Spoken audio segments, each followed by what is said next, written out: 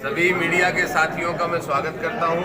हमारे OBC front के साथी, दलित पिछड़ा समाज संगठन के, भीम आर्मी के, ओबीसी महासभा के सभी साथियों ने मिलकर ये आयोजन कराया था।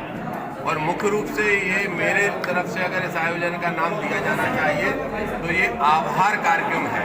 मैं आभार करने के लिए आया हूँ पिछोर के उन सभी साथियों का जिन्होंने इतिहास रचने का काम इस चुनाव में किया है। मैं भी आह्वान करने आया था और लगातार सबके संपर्क में रहता था। यहाँ पे जो परिवर्तन आया है मैं उसका स्वागत करता हूँ, नौजवानों के जज्बों का स्वागत करता हूँ। चंदेरी में और बहुत सारे क्षेत्र में ओलावृष्टि हुई है। उस ओलावृष्टि को देखने के लिए मैं भोपाल से यहाँ पहुँचा। मैंने अशोकनगर कलेक्टर से बात करके कहा है कि अगले 4 दिन के अंदर मुआवजा दे दिया जाए, नहीं तो फिर मैं वहाँ पे धरना करने के लिए मजबूर हो जाऊँगा। ये मुख्य रूप से उद्देश्य है। और लोकसभा का चुनाव आ गया है, आप सब जानते हैं, तो उस संबंध में भी सभी साथियों से चर्चा करनी थी, इसलिए इस कार्यक्रम का आयोजन किया।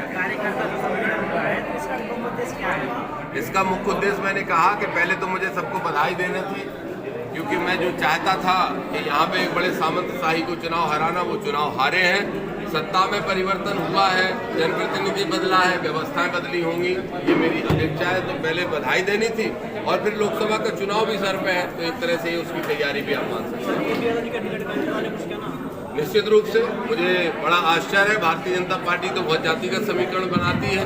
50 लाख यादवों के वोट है इस मध्य प्रदेश के अंदर, उसके बाद भी अगर यादव का टिकट, एक लौता टिकट काट दिया सांसद का, और वो भी जिसने सिंधिया जैसे बड़े आदमी को हराया वो 1.25 लाख वोटों से, जो कभी हारते नहीं थे, तो ये बीजेपी ने बहुत गलत निर्णय लिया। इसका उनको नुकसान होगा।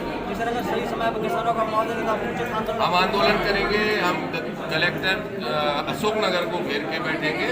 और मैं फिर कह रहा हूँ, लोकसभा का चुनाव भी आएगा तो हम यहाँ भी कुछ बड़ा निर्णय करने की स्थिति में और जरूर करेंगे।